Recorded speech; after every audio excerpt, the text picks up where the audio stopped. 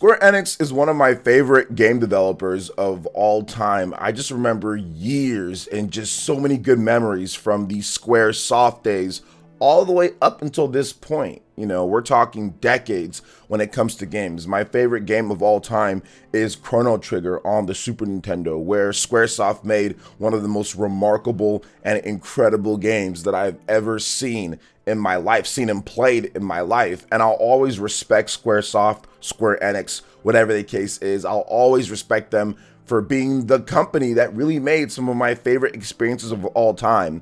But at this point, while I don't think the company is all lost, and I think that there's so much going on good, heck, I've played Triangle Strategy now for like 7-8 hours straight, and I absolutely love it. I think it's phenomenal, but I think it's time to stop with this Square Enix. There is, outside of all the other things that I love about the company, about the games that they come out with, like the Bravely Defaults and the Octopath Travelers and the Triangle Strategies, there's this other side to Square Enix that apparently likes burning money, just like taking it and just burning it, and just by investing in such the weirdest things to try to latch on to the biggest trends, and just continually failing over and over, not only stumbling over themselves, but then also stumbling over everything else in the process. So in this video, we're going to talk about that. But before we get into it, please make sure you hit that like button, subscribe if you're someone new, and click that notification bell to get my videos first. Now, what am I talking about when it comes to Square Enix and what's going on and what they're doing and time to stop? It's these live service games focused at the Western market that have continuously flopped, fell flat on their face, require weird things, and more. And I'm going to chronicleize this like in order when it comes down to it, because these three games that have came out have pretty much just been a bad nightmare, I guess. I don't know. I've played every single one of them, and every time that I go through, I'm thinking, why are these games being made this way? I wonder how much they're spending on this. Man, they probably could have invested this into something else and made something great, or these games could have been tweaked to actually be better for the player instead of being some type of stupid live service game done completely wrong. Now, I'm going to take you guys back to September 2020, and that is the first game in this infamous trio, and that is Marvel's Avengers. This is a game that had hype because it's using the Marvel IP, but as soon as I saw the game, I knew there was some trouble because it didn't look fun. It never looked fun when they first showed it. It looked slow, lethargic, and lacking a lot of fan favorite Avengers or characters that people would want to play in other games that we've played before, like Marvel Ultimate Alliance and stuff like that. So, I mean, there was just so many things that went wrong with this game, you know, and the always online nature or the live service nature of the game immediately caused problems outside of the game just not being good. But I think that if you look at it, all of the games that we're going to talk about today have good developers behind them, have people that have made hits behind them. These are not scrub or first-time developers or people who don't know how to make a good game. All of these studios have made fantastic stuff in the past, but for some reason, Square Enix will find any way to blame the developer and say, oh, well, they're not the right suit for it, or there's something outside of them just wanting to do live service, and understanding or realizing that live service doesn't always work. Always online doesn't always work. Every game doesn't need to be suited for that. And if you plan for always online from the beginning, chances are it's going to greatly affect how the game plays, how the game operates, what the game does, and where the time is spent on developing the game. At least from what I can see, there are so many elements from a game player standpoint that I'm like, well, they're wasting time doing this with the always online or a live event type of thing, and it could have just been so much more fun if they just honed in and focused on this instead. But I'm worrying about doing this type of grinding because I'm doing live service nonsense, which is what Marvel Avengers is. It seems like they took a lot of time focusing in on how they're going to make this as repetitive as possible in order for us to continuously play and grind away at getting experience or doing certain things, instead of just making the level design and the enemies and everything a really fun, cool game to play through. but they're worried about replaying and replaying and replaying, and it gets monotonous. Now, moving on to the next game. That was September of 2020 that we got that. Now, not too far after that, in April of 2021, Outriders comes out. Now, these are from guys that have made stuff like Gears of War, Marvel Avengers. That was the Tomb Raider studio. So you're thinking, okay, well, let's see this. These guys have made great games before. They know how to make their games, you know, and Outriders comes out and you have to log in to play the game single player. It's always online. The game is always online. If you even want to play by yourself, you can queue up with other people. I think it's up to 4 people or whatever to play the game. But even if you want to just play by yourself, you have to always be online because it's some type of weirdo, stupid world building thing that I didn't really care about. I just wanted to play the game.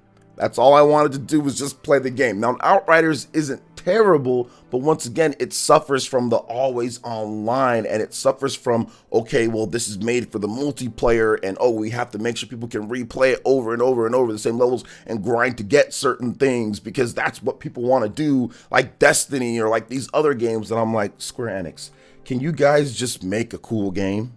You have the Tomb Raider studio that got the Marvel IP, and this is what you made them do. You've got these people over here that have made Gears of War and Bulletstorm and some great games and a brand new IP, and what are you doing? You're doing single player world building or whatever, logging in and all this weird stuff, which is like, why? It completely takes away from the experience. You building these games all built around some type of playing it over and over. Because if the person doesn't want to play it over and over and just wants a great experience to play through and have some replay value built in, like normal games have replay value built in, and not worried about the currency, people going and buying over and over and doing those things, you probably could have created a better game in my experience.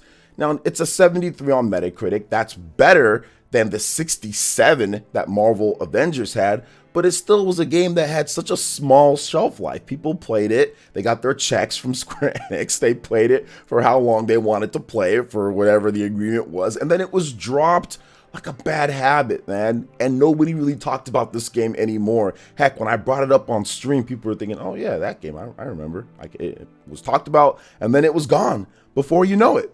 Now, we come all the way up to this point, March of 2022. So this is about a year and some odd months time from the first foray into Square Enix, into this like twilight zone of live service games. Babylon's Fall. It's all crashed down. This is from Platinum Games, the guys who made Nier Automata, the guys who made Bayonetta 2, making the awesome Bayonetta 3. The peeps who have made some of the best games that I've ever played. And now Babylon's Fall is another live service game. And this one is like the creme de la creme of bad live service games, apparently. Heck, I played it. I had to log in for the demo. I had to log in. I've watched other reviews of the game. People just saying this game is terrible. I've watched people live stream it. So I wanted to see not only my opinion, okay, because my opinion is I don't think it's very good from my playing. But then I was like, okay, well, what do other people think? And I watched people who even got a check to play the game. And they had to ignore their chat. They had to ignore their chat because their chat was bashing the game so much. And in the contract, obviously, you can't just sit there and say, yeah, that's bad, that's bad, that's bad. So ignore the chat, right? Ignore the chat when it comes to Babylon's Fall. Whatever. It's not a big deal, and I get it. You know, I'm not trying to hate people trying to be able to put food on the table. But the game already came out. It's got 6 reviews. It's got a 41 Metacritic. A 41 Metacritic and 6 reviews. I don't really look at user scores on Metacritic because people are weird and they review bomb, but it's got a 2.7 on there. And I'm thinking that maybe it earned that 2.7. Heck, even if you look at the reviews that people gave it, it's so funny. They're like, the one good review, okay? Because it's got 6 reviews. It's got 4 negative reviews, 1 mixed review, and 1 positive review. Somebody from Game Heroes gave it an 8, or 8 out of 10, 80. And they say, my time with Babylon's Fall was a strange one. I don't recall ever disliking a game so heavily, only to fall in love with it moments later. The satisfaction-driven nature of the experience is a road worth taking, but the slow burn isn't for everyone. So he doesn't even sound, or he or she doesn't even sound very confident in what they're saying. Well, I hated it, but then I loved it. But it's not for everyone. But it's a slow, like, this person does not sound confident at all. I don't think they liked the game, but they gave it an 8. It's almost like what was it? I would say the Death Stranding. Well, this game's not fun and I hate it, but 9 out of 10, like, or 10 out of 10. It almost feels like that somewhat with this one here. But no, I get it. You're allowed to like the game if you like the game. But nobody reviewed it. There was no hype there. Nobody cared. These live service games are falling on their face one after one after one. Square Enix, it's time to stop. It's time to take this money and invest it into something else. I know live service, if it pops, it pops. It can be absolutely, super huge. If you can do it like Destiny, or if you can do it like Genshin Impact, people are being influenced by these games and the scores, the droves of money that they are making. But you have to take your time.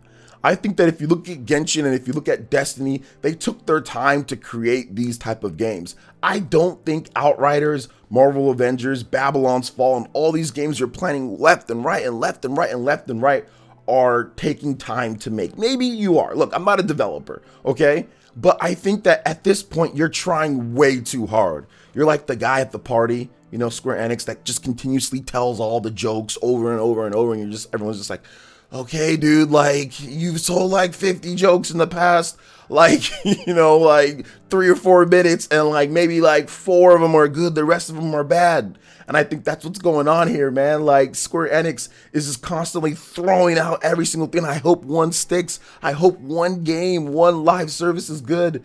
But they end up just not being that. These always online, these you have to connect, you have to log on with emails or different things, you have to put in different stuff. This is not a way to get people to play your game. What you need to do is just make a phenomenal game. Make a phenomenal game. And Square Enix is capable of that. All these developers are capable of that. But it's sad to see that they're spending probably a lot of money when it comes to like stuff like Marvel Avengers, Outriders. That's not easy. A new IP. These are new IPs. These are big IPs. When it comes to the Avengers, they're spending their money on this. Not to say that we're not getting stuff from them. Obviously, we got stuff in the same time frame. We got stuff like Bravely Default 2. We also got stuff like Triangle Strategy. Live Alive is coming out soon. So they're supplying games on the Switch and on other platforms as well. There is other things, but at the same time, Square Enix, it's time to stop this. If you're gonna do live service, do it right. Take the time, make it a really good live service game. Take the 3-4 years, whatever's necessary to create a game and a world and the graphics and everything that you need. Don't just rush it. Don't say, hey, I'm going to try to just flip a coin. Hopefully I get lucky and it lands on cha-ching, because that's what these games feel like. They don't feel fully fleshed out, like they had something planned for a very long time, like Destiny or like Genshin Impact or some of these other games that have struck big in the live service market. So I'm hoping that Square Enix stops. I'm not sure what they're doing, but we'll see how things go in the future from here. But what are your thoughts on this somewhat low-key debacle going on at Square Enix? Let me know in the comment section below. All right, guys, that wraps it up for this video here. Thank you so much for watching. I do appreciate it. Please make sure you hit that like button, subscribe if you're someone new, click that notification bell, and we will see you for the next video. Peace.